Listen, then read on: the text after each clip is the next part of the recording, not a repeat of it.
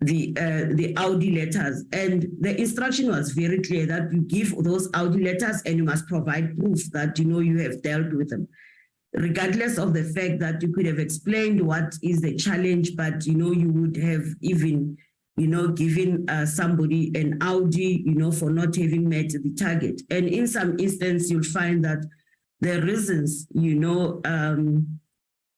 around that missing that deadline, they were sound in terms of what one could have received. So yes, I have given those Audi letters, and I wouldn't even understand why we start with the Audi rather than dealing with an issue, because for me, I was also of the view that we needed to apply our mind and look into all the factors that contribute towards that. So what were the steps preceding that, the issuing of an Audi letter? Would there be a verbal warning? No, there was nothing. So it was just issued, at whim? Yes, you will get one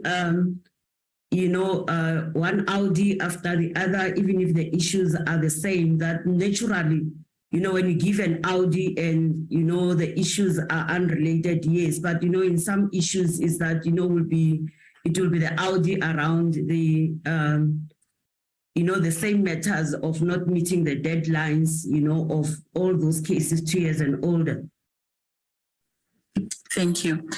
In your affidavit, you make reference to there being a culture of victimization, fear, intimidation, and disrespect under the leadership of Advocate Mkhwebane in the Office of the Public Protector. Other than Mr. Mahlangu and Advocate Mkhwebane, in your opinion, who else in the Office of the Public Protector was also directly responsible for perpetuating this culture of victimization, fear, and intimidation? It was the Chief of Staff. Please, can you state the name of the Chief of Staff? It's the late Mr. Nyembe. He will do that, to us. What exactly would Mr. Nyembe do? He will ultimately, utter statements. For instance, when we're explaining that, for instance, this particular employee could not meet the deadlines, we are also helping them. And instead of looking at that, he will talk about how much we are earning and why would we come to the meeting and not having concluded certain matters, and what is it that we actually do, on a daily basis when we come to the office, which to me, it was a matter stating that, for instance, we are just irresponsible individuals who do not want to work. Chairperson. It will be your last point when I come back to you. Advocate Mpofu. Yes, no, Chairperson, I just wanted to register an objection to that kind of question, which is both unfair, irrelevant to what is being investigated here, but also insensitive.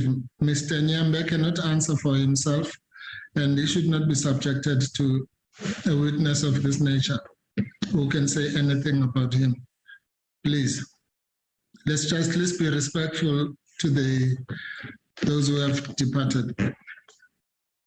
Thank you, Advocate Mpofu. I've noted your objection. Thank you. Please, Honorable Konde, that's your last point. Yes. Baloyi. Baloyi? Yes, I can hear you. I have another question around this culture that was perpetuated of victimization, fear, and intimidation. Was there anybody else outside of the Office of the Public Protector that you felt contributed, towards the perpetuation of this culture? I am not aware of any, external influence that we did, because of mostly one was seized with doing the work. There could be, but I'm not aware. Thank you. Thank you, Honorable Konde. Honorable Mananis. Thank you, Honorable Chair. Greetings to members in the house and as well on visual platform. And let me welcome you, Baloyi, okay? Good day, Lunal. Good day, ma. It's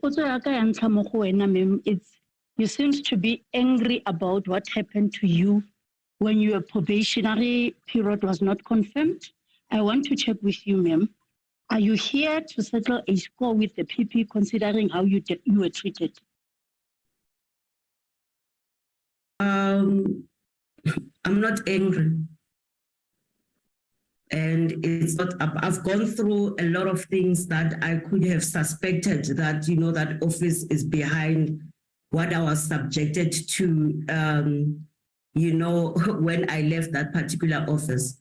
And I appreciate being here today. I don't have any scores, to settle because of when I looked into the matters that, that I have testified on. It's issues that not only me, but I am doing it to assist the committee to do its work, number one. Number two, there are people that are sitting in that office who didn't like to talk about it. Number three, there are employees that have left, that institution. And because of that, there are also employees that have died that today could have loved, to talk the truth. So I've got no score to settle with Advocate Mkhwebane. I've come to terms, as I stated earlier, that, there is nothing that I can do, whatever that she did to me. So either way, it's something that I'm doing out of my own will. And I hope that after this process, that office will be different, that, it will change the culture that is there, and address some of the issues. So I'm not aggrieved and I don't have a score to settle with her at all. Okay, thank you, ma'am. And then my second question to you is with regards to the issue of security clearance. Other people came before us and indicated that some members had the security clearance and some didn't. For specific, Mr. Fuzi Mahlangu didn't have the security clearance. So I want to check with you. Do you think that the public protector was treating Mr. Mahlangu differently from any other members? With regards to the security clearance matter, in terms of Mr. Mahlangu, I mean, the first time I heard that, he did not have security clearance, it was when, I read it in the paper. So I was not aware that, he does not have, security clearance myself. Because it was a matter that, was in the jurisdiction of the Human Resources Unit. Okay, on paragraph 13 of your affidavit, you indicate that the PP did not provide employees space to do their professional work. Did this have an adverse effect on the morale of the staff in any way? Yes, because of, as I stated, I would give an example that, there were, employees that, were not happy around how we, dealt with certain matters and, created tension between, for instance, I'll talk about, with certain investigations, I had to deal with, Mrs. Mohaladi, Advocate Madiba, and Koch, around the investigations. So, in most instances, you'll come across that, and in some instances whereby, with some employees, the investigation has been, moved away from one employee to the next, which also delayed. And, when you look into the environment itself, most of the of some of the investigators, when we address them, for instance, they'll say that, there must be a clear line. There must be my investigator, your investigator, and the PP or whatever, because of, some of these issues that you guys are changing, really we are not happy with. So those are the kind of issues that, we had, in that particular office. Okay. Was there anything wrong with the PP involving herself in operational matters? As she is the head of the institution and the executive authority accountable to Parliament for what happens in the organization, would you say her involvement in operational matters was a deviation from the standard of behavior expected from an executive authority? For me, it's when you've got an executive authority with such senior officials, there are certain matters that, could have been delegated to be dealt with by, executive managers because of, they are there and they're doing, their work and they're being paid for being at that particular level. But what I can say is it also depends on your leadership style. What is it that you want to do, and with some matters I could agree, but with some matters, really, it was not giving executive managers, to do their work that you could even wholly get them accountable for that particular, failure or that particular non-performance, if you may call it, or for such challenges not being addressed quite well. So at times we'd find ourselves, with competing views in terms of resolving those particular matters. But again, it's a matter of, choice, even if it's not a political institution, but that level, obviously, it was supposed to be clear as to what are the issues that we needed to be dealt with and the issues that, that office cannot deal with at that matter. But, if they are escalated to that level, yes, they could be dealt with. Yes, lastly, Mama Baloyi, my question is with regards to what you have narrated on your affidavit, paragraph 12, when you speak about the leadership style of the PP. I just want to check with you, did the hairstyle actually affect the OPP negatively? Yes, it did. I would give you an example. When we wanted to deal with when there was a relationship issue in the Gauteng office, as I stated earlier, is that the issues could have been raised with the executive manager to address them. But the issues were raised with the CEO and with the public protector. And in that particular space, in terms of addressing some of the matters, I was excluded in terms of trying to get those kind of issues being addressed, which created tension, amongst, employees as to, who is responsible and for what and who accounts to who. So in any other organization, when you find things like that, they affect morale. They, because of governance structures also, becomes an issue in terms of, taking accountability. So we would find that in that particular office.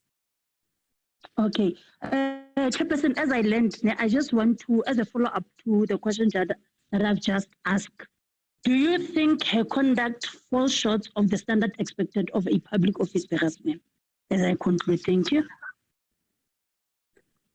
I wouldn't say it in that manner, but I think she could have done better, in terms of addressing issues in that office, given, its mandate and the fact that, we could find other executive authorities, other accounting officers, and chairpersons of board in public institutions, for the similar, issues that are actually happening in that institution. Thank you, Ms. Baloyi. We now recognize Honorable Sukas.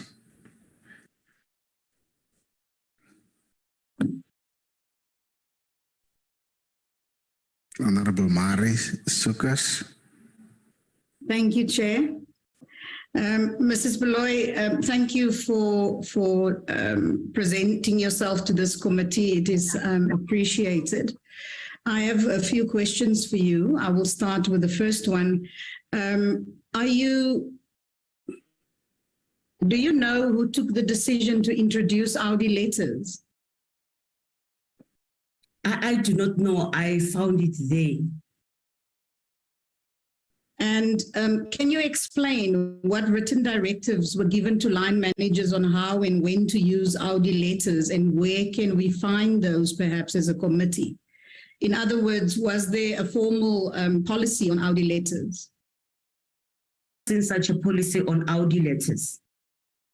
And was any directive given, in a written directive, given to line managers on how and when to use Audi letters? No, there was never, such.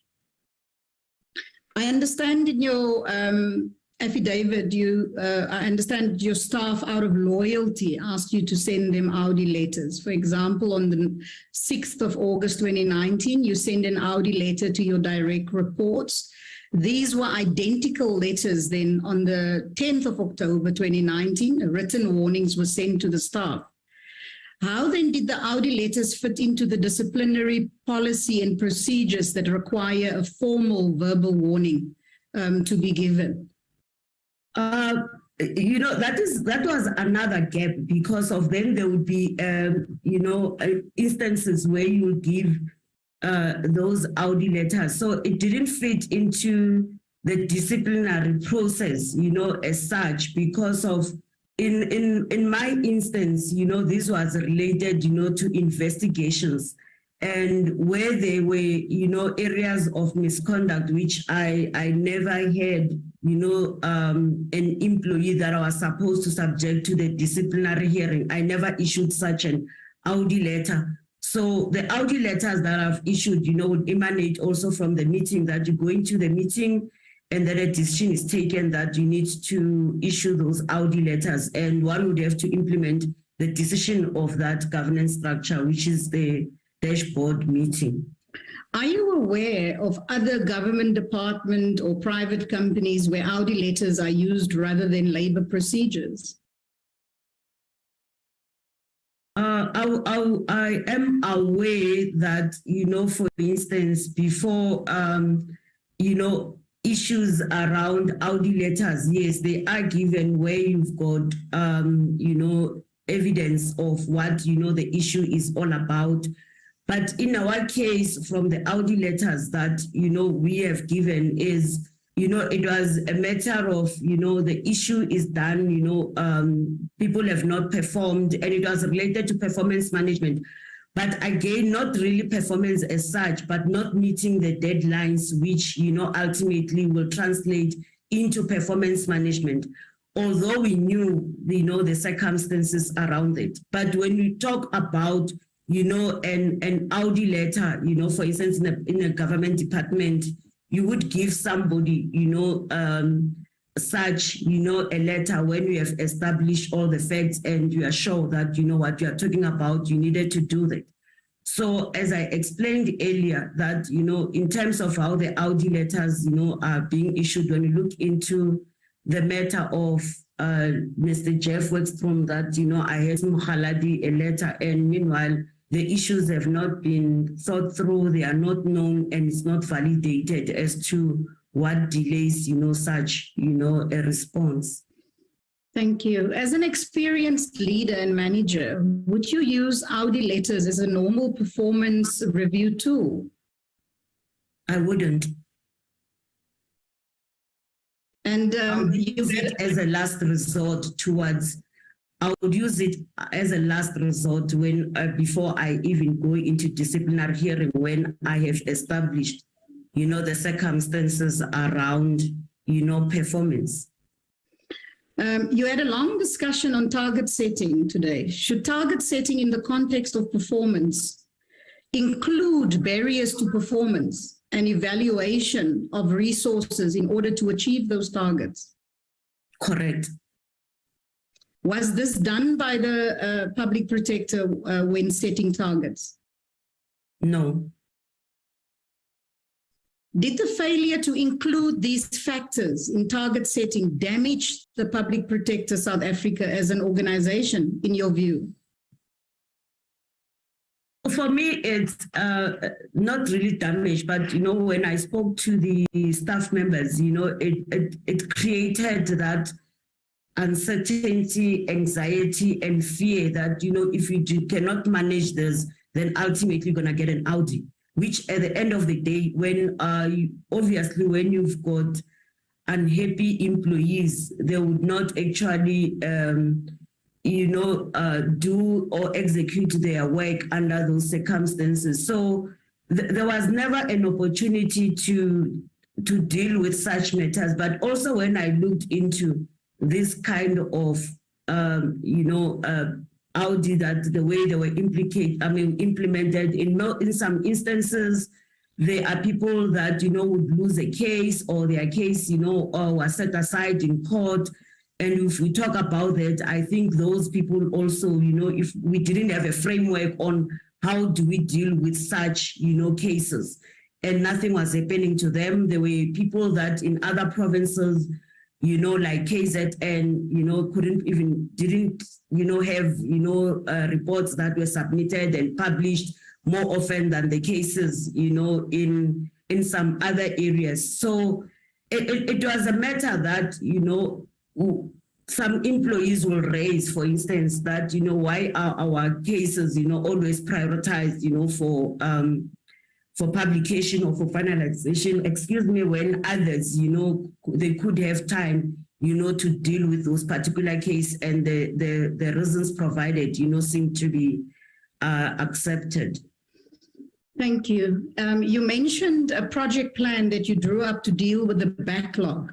Other than the broad project plan that you drew up, did the PPSA have individual project plans for high profile or large reports? And how was staff leave accommodated in those project plans? We didn't have a project plan as such, for investigations, but what we have was a project plan, for cases older than 2 years. And we also had a task register where, with all other cases, you actually register how the progress on those particular, cases. So that's how, we dealt with, the documents that would guide, in terms of projectizing or classification of cases. So did the PPSA use project management software or subsystems like MS Project on those? No, we didn't have such. It was a normal MS Word and Excel document that was developed by customer services unit, to deal with those matters. Could I ask you, and this is my last question, how many years experience do you have at a senior management level? I've been at senior management level since 2001. Chair, may I venture to, I said it's my last question, just to ask this last one, which is, you mentioned very briefly with Honorable Manyanyiso the impact of everything on yourself and then on several of your colleagues. Would you mind telling the committee, what did this have as an impact on you personally? And what would you say in terms of the impact to your colleagues when you speak of the different issues that you were confronted with? To be honest with this committee is that, I would have, sessions where the three executive managers that reported to me, that is Mrs. Mohaladi, Ms. Mutsetse, and Ms. Tejan, would literally break down in the office and cry. Thank you, Mrs. Baloyi. Appreciate you coming here. Thank you. Thank you, Honorable Sukas.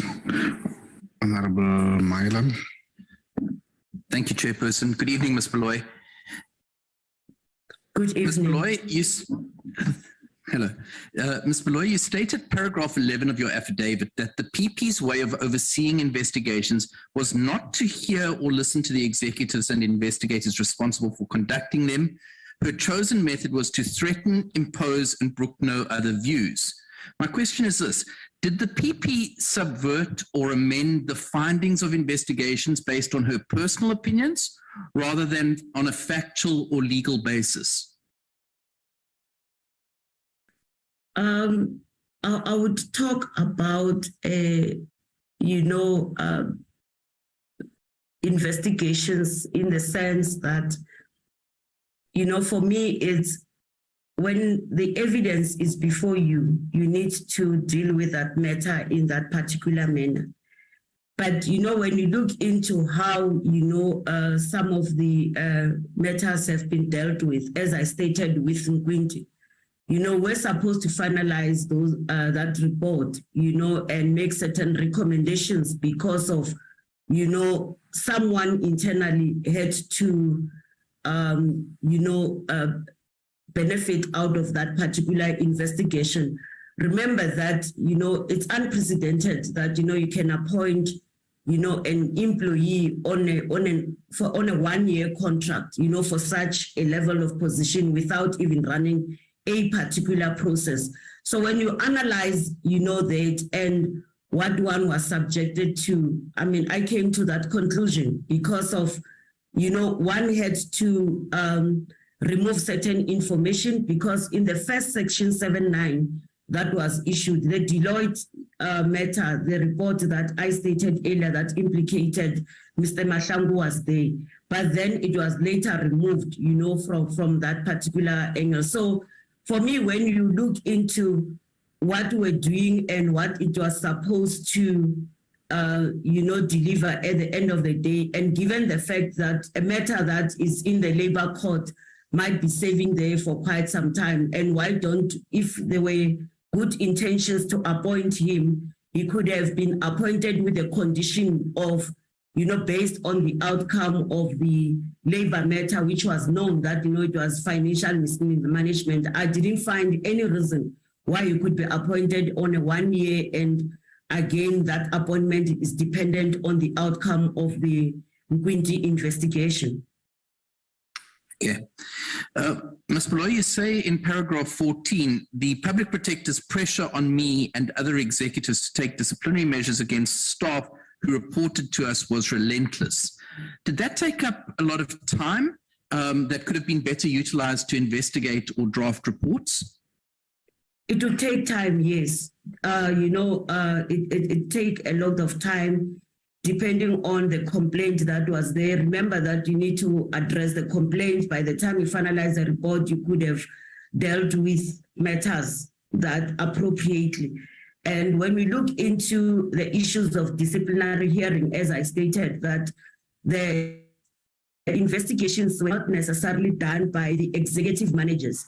And for me, if that report was, for instance, that matter was investigated by a junior investigator, it would mean that, when I get an Audi, it will have to be cascaded down to everyone. So can you imagine that, would end up with a lot of employees that are grieved, people not being focused because of in dealing with that matter, it would be an Audi. So it will be a ripple effect that I get one, the executive managers give it to their chief investigators, the chief investigators give, written warnings to the other, senior investigators and ultimately the junior investigators, because of that's where the work emanated from. A lot of time then.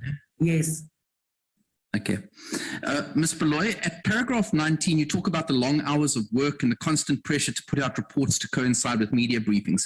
And then in paragraph 20, you note that this adversely affected the quality of reports because investigations and the preparation of reports were rushed. Now, my question is, was this the norm, or did it only occur in exceptional circumstances or with high-profile cases? It coincided with high-profile cases that, as I stated earlier, there was an FSB case, which, on the 22nd of, the 24th or 26th of March, then we got an instruction that it should be one of those. And at that stage, not much work has been done. The issues of the attorney, appointments. So in most instances, that was a challenge, with us that, we are dealing with a matter to be publicized on this day, regardless of the work that could have been done properly.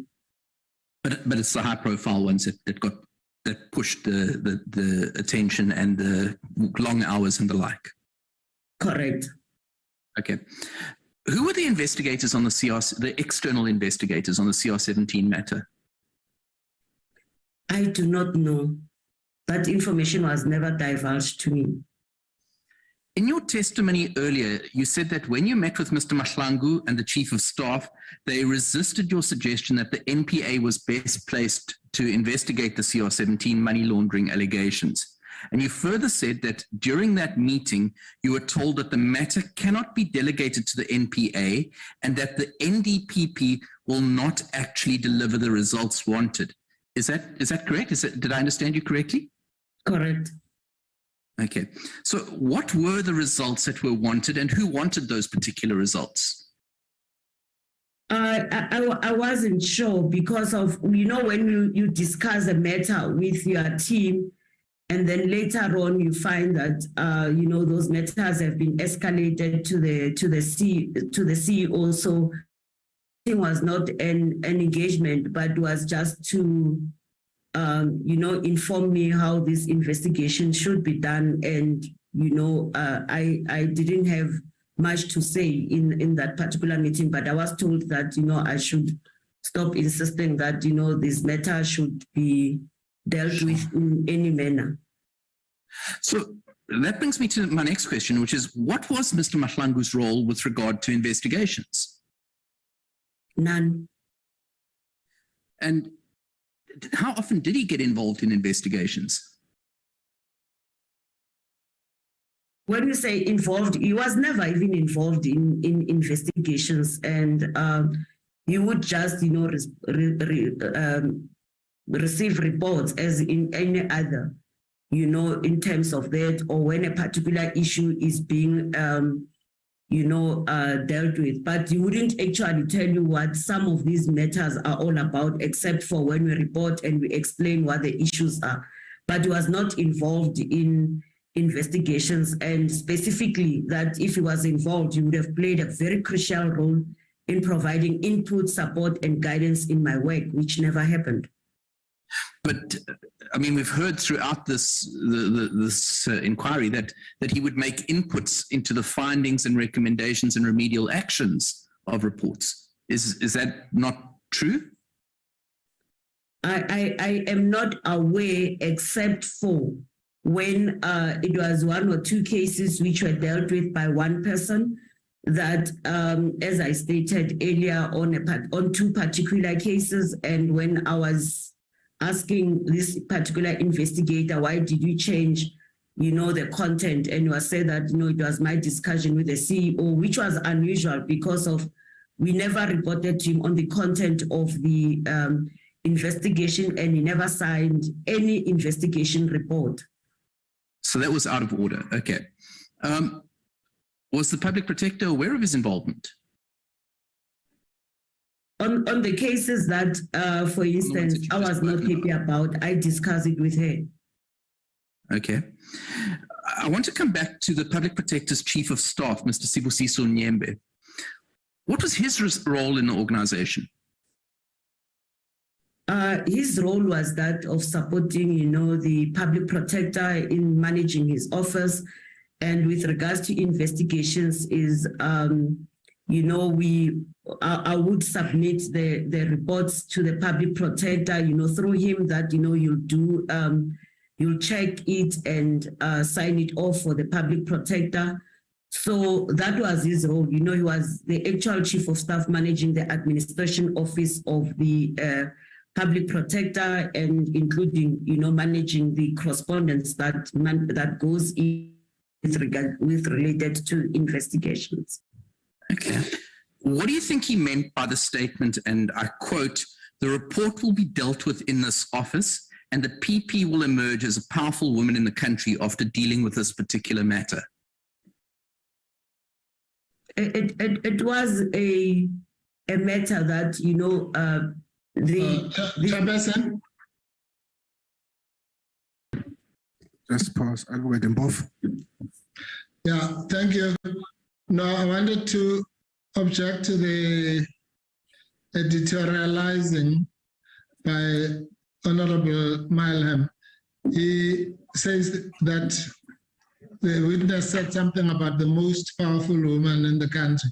There's no such evidence. Those are his words.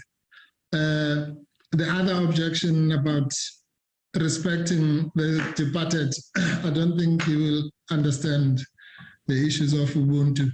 But can he just not put words onto the mouth of the witness? Thank you. Chairperson. Okay, before you respond, thank you, Advocate Mpofu. I think Honorable Mailam would have referred to matters in the affidavit. No, I'm not talking about any affidavit. I'm talking about the testimony. Okay, Honorable Mailam. Chairperson, I was quoting what was stated earlier, where Mr. Nyembe reportedly said, this report will be dealt with in this office and the PP will emerge as a powerful woman in the country after dealing with this particular matter. I never used the words most powerful. I said a powerful woman. That was what was testified earlier. Now, my question is, what does Ms. Baloyi think Mr. Nyembe meant by that statement? What did he mean to convey to her by that statement? Well, Chairperson, it's fine. Let him continue. I don't think he'll get it here. Thanks. Thank you, Advocate Mpofu. Ms. Baloyi. My understanding was that, that is a crucial investigation that, at the end of the day in history is that he even said it, when we were talking about it, to say that, the cabinet could have been will be collapsed within a short space of time, and that would be history in the country.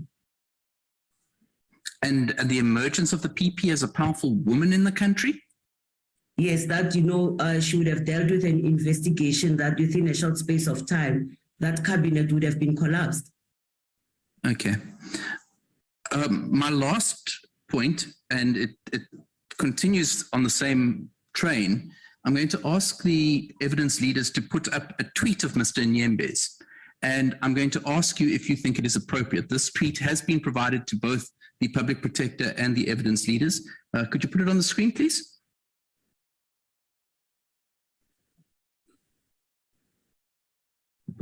Chairperson. Chairperson. Yes. Yeah. Again, we object to this abuse of somebody who cannot answer for himself, or who cannot, I get also Facebook messages attributed to me. I'm not even on Facebook. There are all sorts of imposters, but I can answer for myself because I'm alive.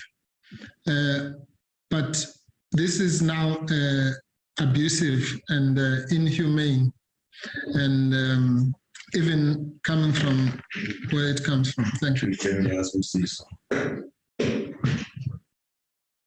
So I just think that for you to allow this, Chairperson, you are being insensitive both, not just to Mr. Nyembe, but to his family members.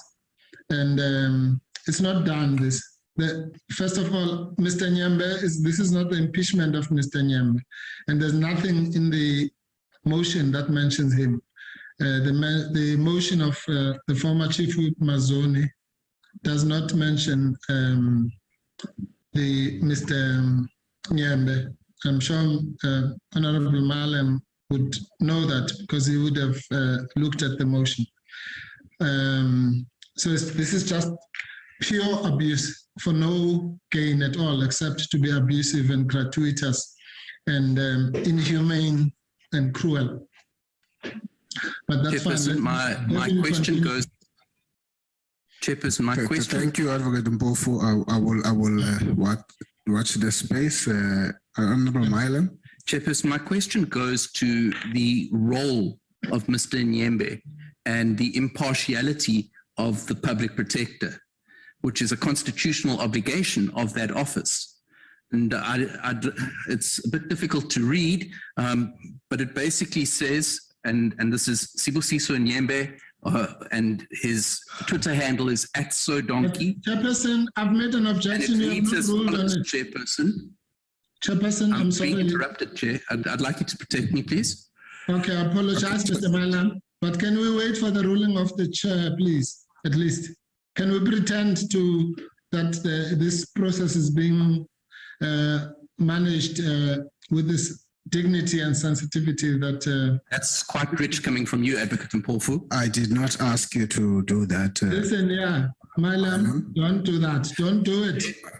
I did not ask you to make such response. Chairperson, I'm not going to take this from Advocate Mpofu. He's been badgering weeks now. He has been disrespecting you.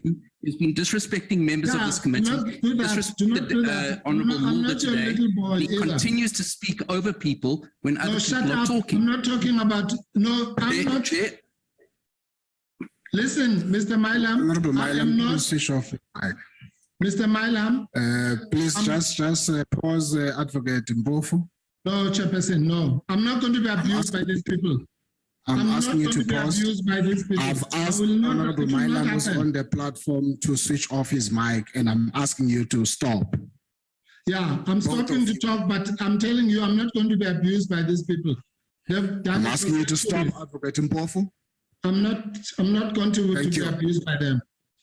This is another era now. This is not the same. Advocate Mpofu, I'm asking you to stop talking. No, man. Sorry, Chair. Apologies. Okay.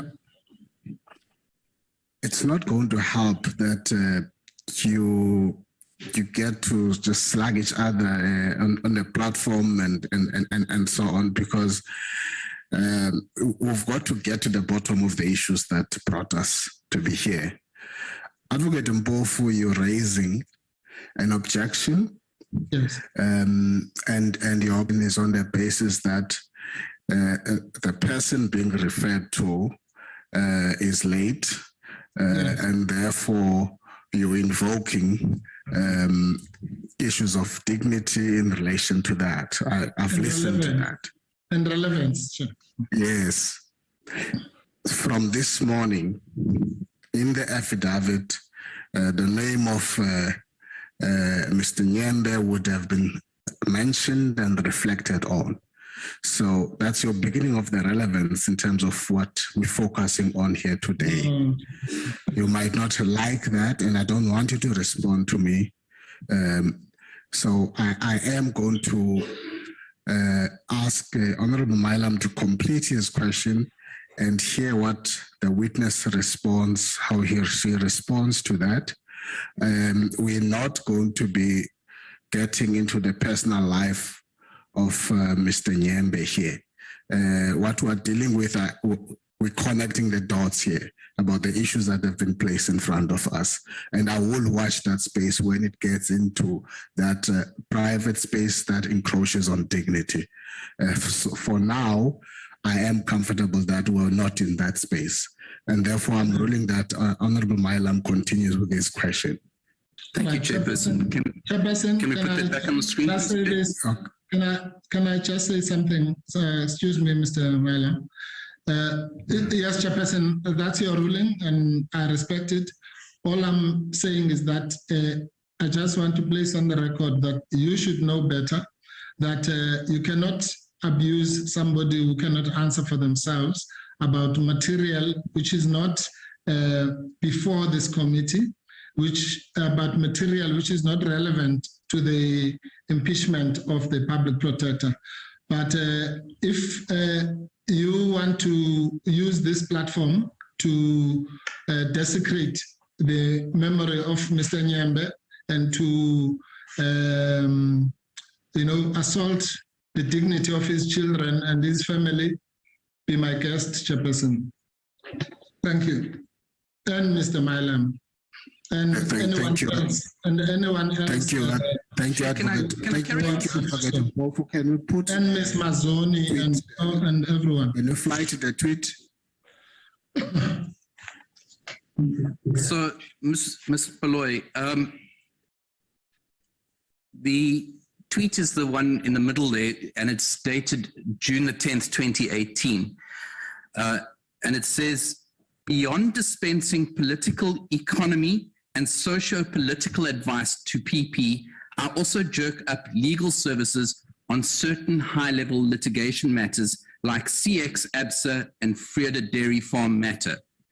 My question to you is this: in your opinion, does this compromise the public protector's constitutional obligation to impartiality? Chairperson. I want to acknowledge you, Advocate Mpofu, and I'm hoping it's not on the same issue that I've just rolled on. No, it's a different issue, Chairperson. And it is... Thank you. Yes. Can Honorable Milham confirm who sent that tweet? Because there are thousands of people called Busisiwe in South Africa. Thank you, Advocate Mpofu. We got the question. Honorable Milham. Chairperson, the tweet was issued by Mr. Busisiwe, who at the time was the so-called political advisor to the public protector. His Twitter handle was @SoDonkey, and it is his Twitter account. How do you know that? Ms. Baloyi? No, Chairperson. Please respond. Chair? I'm sorry. No, Advocate Mpofu. The answer has been now provided. Who issued the tweet? No, but that's not an answer. How does he know what Twitter handle? This is a process, Chair. This is not a shebeen. So you can't just say that this was his Twitter handle. He must demonstrate that that is so. If he wants to abuse his name as he continues. Show it on the screen. Thank you. Please, I want you to pause, Advocate Mpofu. Can you fly to the tweet, please? And then Ms. Baloyi, please respond. Chairperson, immediately under Busisiwe, or immediately next to Busisiwe, you can see the Twitter handle. It says @SoDonkey, and it says June 10, 2018. So who's a Ms. Baloyi? Who's a donkey, Chairperson? No, please, Advocate Mpofu. I don't want us to go to that level. No, Chair. No, Chairperson, you must make a ruling. I am saying that... I've made a ruling on this issue. I'm not going to repeat the ruling. Yeah, but it's based on what, Chairperson? Baloyi to answer the question if she's able to answer the question. Do you know Sodonki, Chairperson, or don't you? There are many tweets that were here. We never went to track who this is in the name of this tweet. We can't be doing that. Yeah, but they were not for deceased persons. We have to protect our people. If you don't want to protect the dignity of black people, we will protect it. The culture of black people is that you don't abuse those. Thank you, Advocate Mpofu. I've asked you to stop. You must know that. Ms. Baloyi, can you please whatever agenda you are pushing, you're not going to abuse us forever. Ms. Baloyi, please respond to the question. Thank you. This tweet, Chairperson, I see the date is 10 June 2018, and I'm not sure why it was done, because of and under which context, especially the first one, that I was not aware that or I don't know the issues around that. And I think the second one is just being expressed. So I wouldn't say whether, if it's really the late Mr. Nyembe was doing it in his own personal capacity, or he was actually authorized, to can do so. So I'm not aware of the context of this particular, tweet. Thank you, Ms. Baloyi. That would have been your last point now. Yeah, Chair, I didn't get an answer to her opinion about the comments in that tweet. Chairperson, that's irrelevant. Ms. Baloyi. The opinion. Chairperson, Ms. Baloyi. Ms. Baloyi, I've recognized Ms. Baloyi, not Advocate Mpofu. Okay, well, Ms. Baloyi, please respond. I need to talk, Chairperson, I need to talk before the response. I'm objecting. Ms. Baloyi, please respond to the question. Thank you, Chair. When I think we Chairperson, I'm raising an objection before the answer.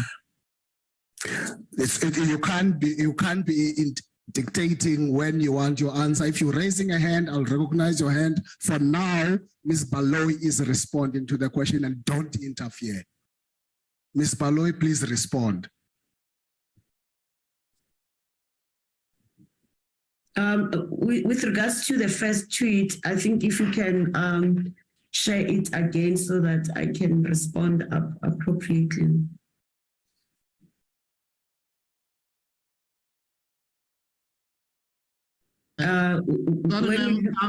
Sorry, ma'am, I'm still addressing the chair. Ms. Baloyi, please continue. I have asked you as a chair. You don't have any other chair here. Ms. Mpofu, I ask you to pause and wait for Ms. Baloyi to respond. Please go ahead, Ms. Baloyi. As I stated, in terms of my opinion with that, the first one, I wouldn't know what, political, economy and socio-political advice, provided to the PP, but about the latter, it's something that I think when I look at it, it's a statement that says that, he actually assists on high-level litigation matters, this is a person that has got a legal background and being a chief of staff that if asked, probably would do that particular job. But as I stated that I'm not sure what was the context on this particular matter. And with the second one, for me, when I read it, it was, excuse me, an opinion around the funding, in the organization, but the appropriateness, I'm unable to respond on that because of, I'm not sure whether he was authorized then, to can deal with this particular matter, but I just see statements, being made with regards to these matters. Thank you. Before I go to the next speaker, will be Honorable Mkweba, the second last speaker. I come back to you, Advocate Mpofu. You wanted to raise something? Yes. Well, it's overtaken by events now. I said I wanted to raise it before the question is answered. But for what it's worth, the point I want to register is that this is on you, Chairperson. If you are going to allow this abuse of Mr. Nyembe, you are the one who's responsible for it, not the misguided questions regarding his alleged tweet, which we don't even know whose tweet it was. So you must take responsibility for that on behalf of whoever you are acting for.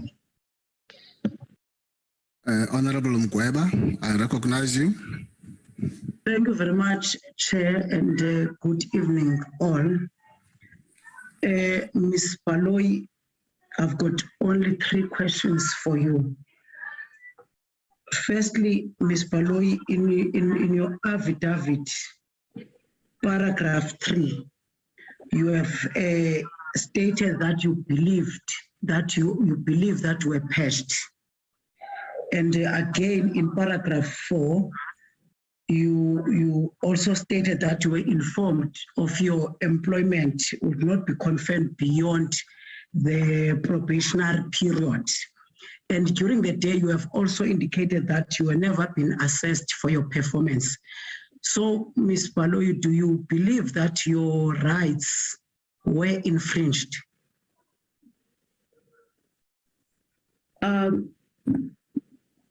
Thank you for the question. Yes, because of I should have been dealt with in terms of the prescripts that were there, and in essence, it's when even some of the allegations were made around the non-confirmation of my appointment. I would have expected that kind of an office to be open with me and stipulate what those areas of misconduct are all about, who has actually, divulged, certain information to who, when, I mean, when you deal with an employee, obviously somebody, the facts could have been put up front to me, but the manner in which, this matter could have been dealt with, for me, it was violating even my rights to say that, a person that has been in the public service for years, with top security clearance, that, I would have discussed that. I would have expected that if it's true, the matter be brought forward, so that I can be able to defend.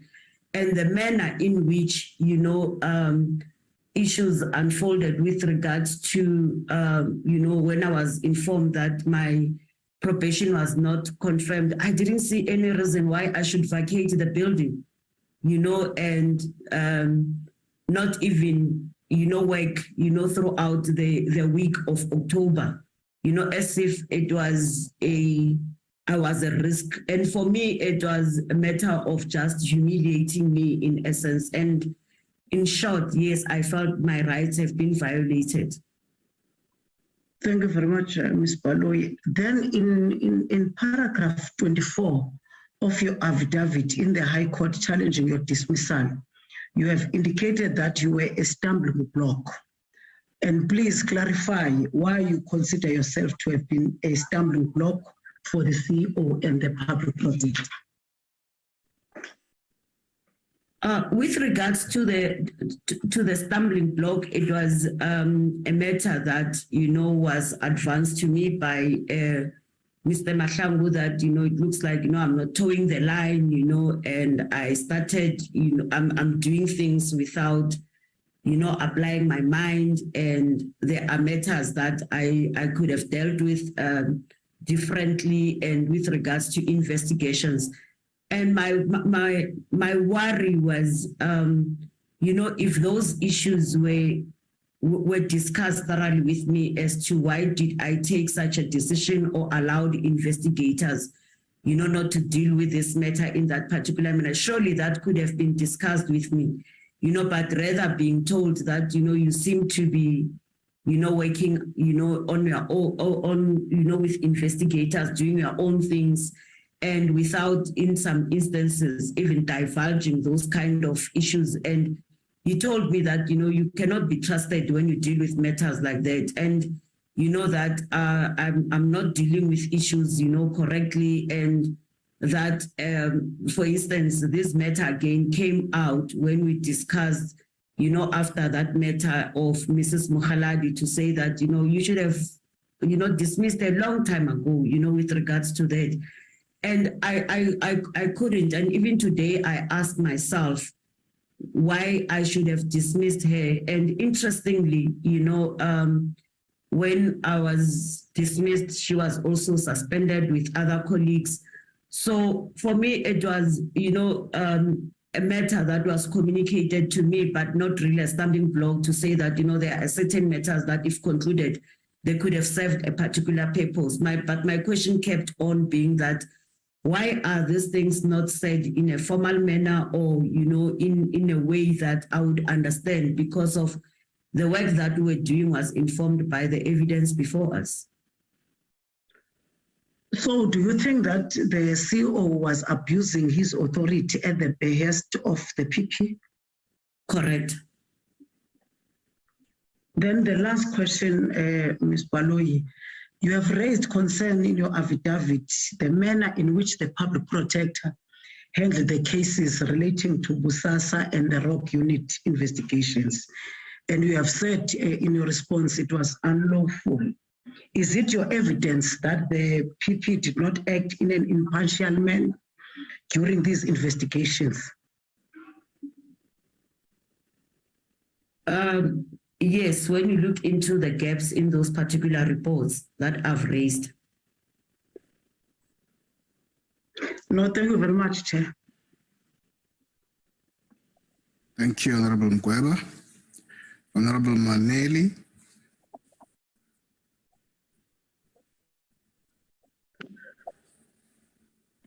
Thank you, Honorable Chair. Go ahead. You are recognized. Thank you, Honorable Chair. Greetings to members, the team of the Public Protector and the Public Protector.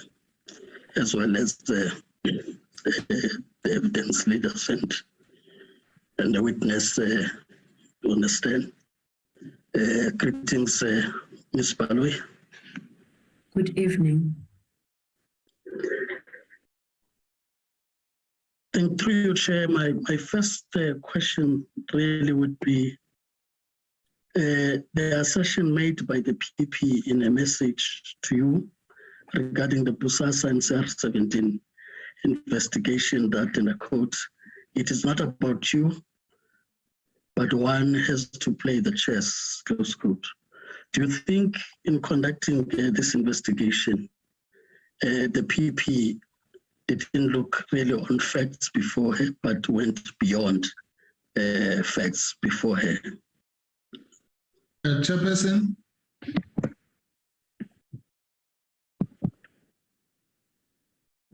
You did not raise your hand, Advocate Mpofu. I will not continue allowing. And there's no hand of you. It's only raised now. No, it was okay. I recognize you. What do you want to raise? No, I was just wanted to assist Chairperson. The message that the honourable member is talking about had nothing to do with the CR17 matter. Thank you, Chairperson. Thank you. Advocate, Honourable Maneli. Chair, I've asked a question and I read the quotation. I would expect Ms. Baloyi to indicate if it's an irrelevant question. Thank you. Chairperson, can I ask that, Honorable Maneli repeats the question? I was a bit distracted.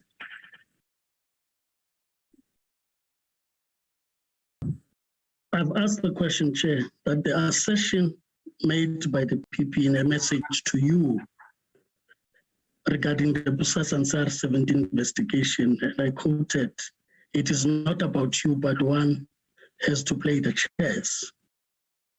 And the question was, do you think in conducting this investigation, she looked beyond the facts before her? That was my first question, and I was to follow the question once I understand your answer. And of course, I got distracted in that school. And if you think the question is not relevant, you'll be indicating that. That's the point I was making, Chair. Thank you, Chair. I think, as I stated earlier, that the investigation could have been dealt with differently, and I think this is a report that has been set aside in terms of what the court says. But as I stated earlier, that I've made submissions on our concern on how to deal with certain matters, and including that particular matter because of the SARS matter or the other Pillay matter. It was a matter of the content of that report was correct, but the issue that has been challenged in the courts was around that matter has prescribed. So in terms of what has been spoken about as far as that case is concerned with that chairs, I had Advocate Mpofu that it was because of probably the sabotage, which I indicated that I'm not aware of such sabotage. Would you then think, through you, Chair, that that approach would have also brought the Office of the Public Protector into the political arena as opposed to straight investigations that need to be done like any other complaint that come before the Public Protector? Correct. When you look at the camp, what does the camp mean, on such an investigation? And the fact that, which also becomes a problem to me and, those that were probably, concerned about the content and the performance of the investigators involved, is if we knew or were made aware of who those investigators were, probably I would be able to answer that question adequately. Through your chair, if I may proceed, in paragraph 61 of your court affidavit, you indicate that the reports, like you've just said now, were dealt with by external parties who reported to the PP directly. Do you think this led to the Office of the Public Protector incurring unnecessary costs, which could be seen as reckless or wasteful in nature? Or also whether you think this also impacts on the independence of the Public Protector's office? Thank you. When you look into that statement that was officially, issued in the media by the spokesperson of the Public Protector, that this was a high-level, kind of an investigation. My assumption is that, those people have got top security clearance and they had the competency to can do that particular report. And I'm not privy as to whether they've been paid or not. That if they have not been, for instance, cleared, and they were supposed to have, information that is in a state institution on the position of an institution, obviously those people could have been cleared. But today I wouldn't talk about whether they've brought the office into disrepute, because I'm not even, I don't know the profiles of those individuals, including their competences and qualification to handle such a case.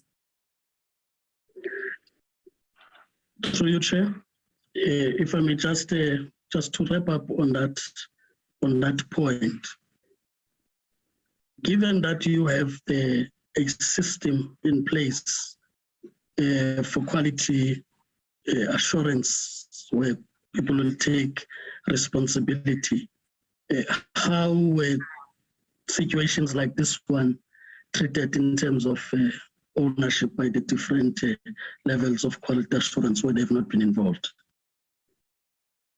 This was a unique case, as I stated in my affidavit. It was never done before that I'm aware, since I've been there. That I'm not even sure who quality assured that particular report, because of the only time that I had an opportunity to have sight on the content, it was that day when I was supposed to be part of the team that went to deliver that Section 79 to the President. But as to the finalization of the report, I never saw the final report, except for when it was the time of the briefing, and I didn't even have copy myself. And I remember quite well, Mr. Mahlangu and I did not have copies of that particular report when it was delivered. And on the day that it was publicized, it was the only report that was released. Maybe my second last question, just to complete this part about this investigation in particular. Of course, I would refer to what you've read already about Mr. Watson mentioning other political parties as having been funded, including the NTZ aspect, and to try to explain this. I want to be sure that I've taken correct notes, Chair, that these points are raised, in your view, from a point that these matters, because they have been mentioned, should have been part of a report, or that if they are not part of the report and they are limiting it to the 500,000, that those matters could still be reflected in the report to be matters to be investigated elsewhere other than with yourselves as the Public Protector. I just want to get that point here so that I know the relevance of bringing those two paragraphs, 5, 9, and 6. Correct. Even if they were investigated, then they should have been, made mention of those issues in terms of reference. And normally when we conducted an investigation and we realized that we do not have the mandate to deal with such, and a letter will be written also to those institutions, whether it's the NDPP, the Hawks, or the South African police service or any other structure, to further investigate or look into those particular matters, and then would request progress reports, on those particular matters. And through your chair, in your view, that will still constitute in the quality assurance the advices that usually would be given to the investigators in case there are areas that needed particular attention without interfering with their work. Correct. My last point, therefore, Chair, in your observation then, did the PP abuse the authority in any way as the public protector, having shared all what you've shared with the committee? That's very good, Chair. Thank you, Chair. Did you get that? Just repeat that. You want me to repeat, Chair? Yes. Okay. Now the question is, in Ms. Baloyi's observation, did the PP abuse her authority in any way as the public protector, given all what she has shared with the committee? Thank you. Ms. Baloyi?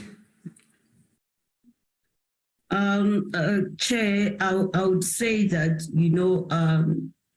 yes, but it will be up to the committee to decide. But in my view, in the manner in which, some of the matters have been dealt with, that was an abuse of authority. Okay. Okay. Thank you. Thank you, Honorable Maneli, and thank you, Ms. Baloyi. And now yield back to the evidence leaders in terms of 616 and 617. If you have any questions you want to pose. We don't have any questions for this witness, Chair. Thank you. Okay. Thank you very much. Ms. Basani Baloyi, we've reached the end point of interacting with you. We want to thank you for availing yourself before today and today to come to this Section 194 committee and place your evidence and respond to questions from the evidence leaders, the cross-examination from the public protector, and as well as the members. And we hope that what you'd have placed here would assist this committee in its deliberations and its conclusions. Do you have anything to say?